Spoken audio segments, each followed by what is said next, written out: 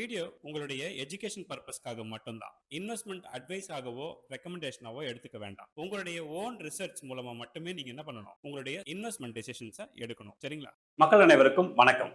இன்னைக்கு பைசா மாஸ்டர் தமிழ்ல நம்ம பார்க்க போற முக்கியமான டாபிக் இன்ஃப்ராஸ்ட்ரக்சர். எஸ், ஏற்கனவே நம்ம என்ன பேசியிருந்தோம்னா, நம்மளோட போர்ட்ஃபோலியோல என்னென்ன செக்டார்ஸ்ல செலக்ட் பண்ணி சில கம்பெனிஸ் ஆட் பண்ணணும் அப்படின்னு நம்ம முடிவு பண்ணியிருந்தோம் இல்லையா? அதுல நான் என்ன சொல்லியிருந்தேன்னா, 10 கம்பெனியை, ஒவ்வொரு செக்டார்லயும் 10 கம்பெனி நான் உங்களுக்கு இன்ட்ரோடியூஸ் பண்ணுவேன். அதுக்கப்புறம் ஒரு கம்பெனியை நான் அனலைஸும் பண்ணுவேன். மீதி 9 கம்பெனியை நீங்க அனலைஸ் பண்ணணும். கரெக்டா? இதுதான் நம்மளுடைய கான்செப்ட். இப்போ நம்ம இந்த இன்ஃப்ராஸ்ட்ரக்சர்ங்கிறது ஒரு நாட்டுடைய மிக முக்கியமான, சரிங்களா? ஒரு நாடு வளருது அப்படின்னாலே அது எதன் அடிப்படையில் வளருங்கிறது நீங்க எப்படி பார்க்கலாம்னா, இன்ஃப்ராஸ்ட்ரக்சர் டெவலப்மெண்ட்டை வச்சு புரிஞ்சுக்கலாம். மெஷர் பண்றது சொல்றேன். Okay, right. நம்மளுடைய இன்ஃப்ராஸ்ட்ரக்சர்ல நம்ம பார்க்க வேண்டியது, உங்களுக்கு நான் கொடுத்திருந்த மாதிரி 30 கம்பெனி இருக்கு. இந்த 30 கம்பெனில நீங்க இன்ஃப்ராஸ்ட்ரக்சர்ல இருந்து ஒரு 2 கம்பெனி செலக்ட் பண்ணுங்க. ரொம்பலாம் கூட வேணாம், ஒரு 2 கம்பெனி அல்லது மேக்ஸிமம் 3 கம்பெனி செலக்ட் பண்ணுங்க. பர்சன்டேஜ் பாத்தீங்கன்னா 12ல இருந்து 15க்கு மேல போகாம பாத்துங்க. அது ரொம்ப முக்கியம்.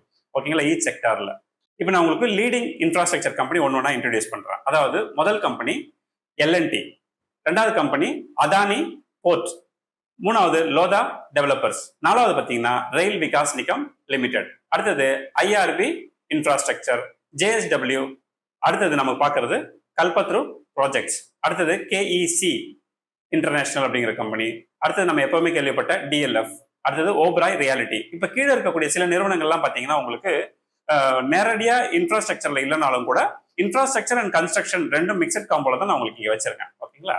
இப்போ நம்ம பார்க்க போறது, எப்பவுமே நான் என்ன பண்ணுவேன்னா, முதல்ல இருக்க கம்பெனி நான் உங்களுக்கு டிஸ்கஸ் பண்ணுவேன் இல்லையா, அனலைஸ்க்கு.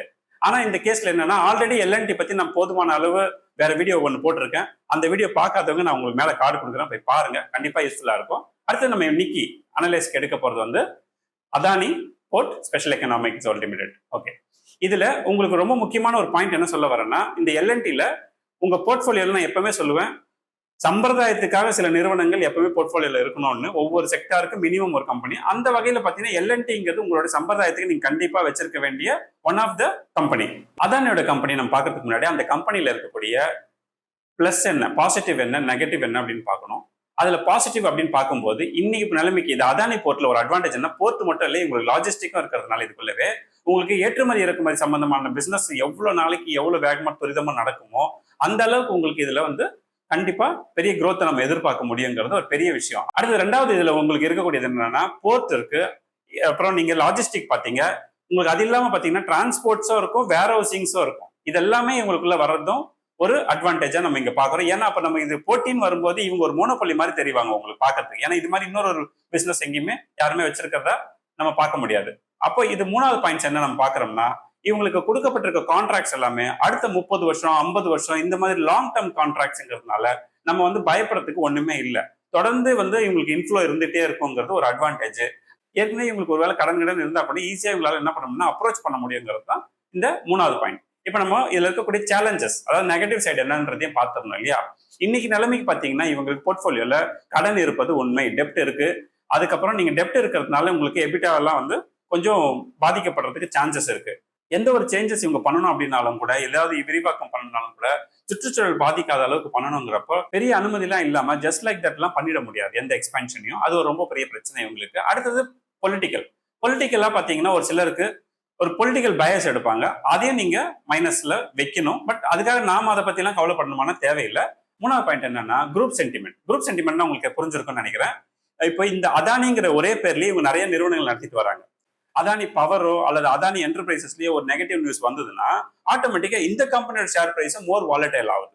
ஃபண்டமெண்டலா இந்த கம்பெனி ஸ்ட்ராங்கா இருந்தாலும் கூட இந்த பிரச்சனைக்கு இவங்க ஆளாவாங்கன்னா எஸ், ஆளாவதுக்கு வாய்ப்பு இருக்கு. இப்போ இதெல்லாம் தான் நீங்க பார்க்க வேண்டிய நெகட்டிவ் சேலஞ்சஸ். அடுத்து நம்ம என்ன பார்க்கணும்னா, இந்த கம்பெனியை ஆல் டைம் சார்ட்டும் நான் உங்களுக்கு ஸ்கிரீன்ல வைக்கிறேன். அதோட உங்களுக்கு 5 இயர் வச்சு நான் உங்களுக்கு கொஞ்சம் எக்ஸ்பிளைன் பண்றேன். இதுல பாத்தீங்கன்னா 172% இவங்க வந்து லாஸ்ட் 5 இயர் growth 172 growth காட்டியிருக்காங்க. இந்த ஸ்டாக் பிரைஸ் இன்னைக்கு வந்து 1560 rupees அரௌண்ட் இருக்கு. இப்போ 3 வருஷம் growthன்னு எடுத்து பாத்தீங்கன்னா உங்களுக்கு இப்போ கீழே வந்திருந்தது இல்லையா, மார்க்கெட் கொஞ்சம் கீழே இறங்கி திருப்பி ஏறினதுனால உங்களுக்கு 200% growth காட்டுறீங்க.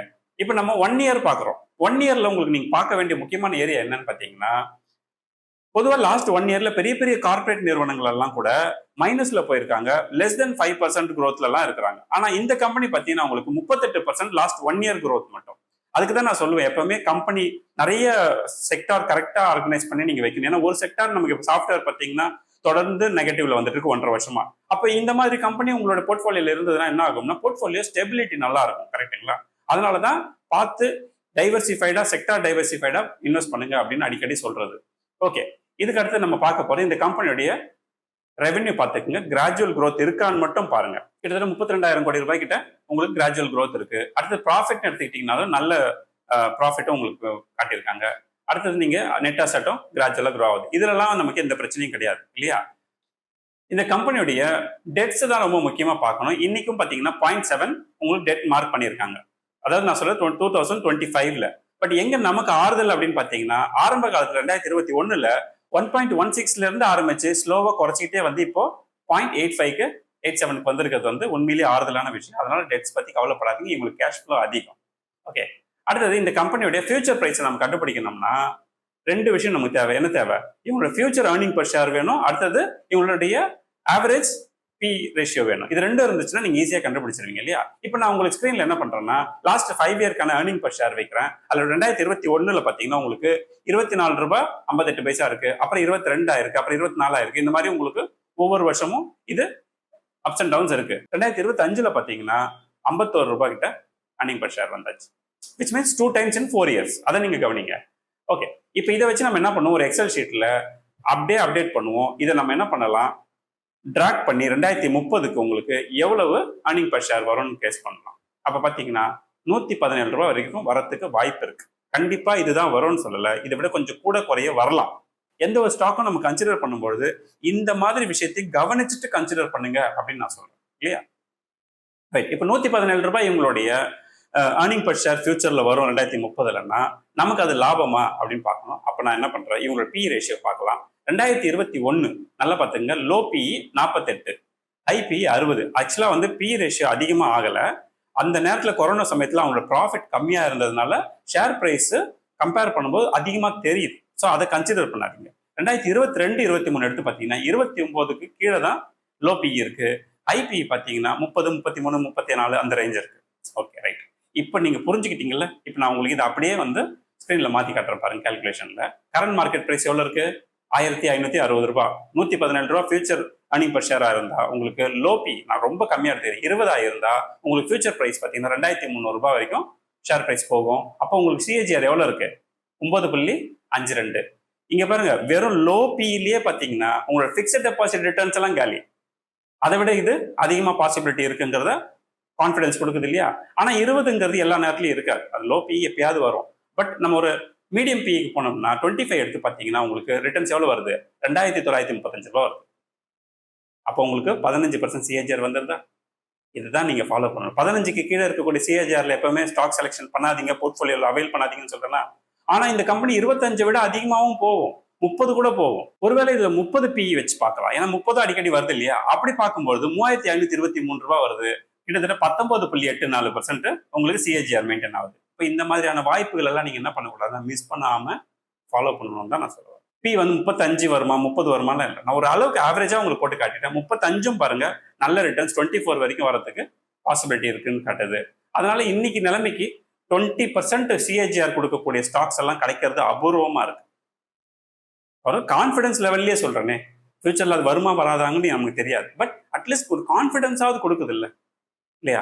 ஒருவேளை உங்களுக்கு இந்த ஸ்டாக் பிரைஸ் ஃபியூச்சர்ல 1500 ஆவரேஜ் வந்தா கூட கொஞ்சம் கூட குறைய இருந்தாலும் இதை நீங்க கன்சிடர் பண்ணீங்கன்னா ஃபியூச்சர்ல உங்களுக்கு ஒரு 20% சிஏஜிஆர் வரைக்கும் ஒர்க் அவுட் ஆகும்.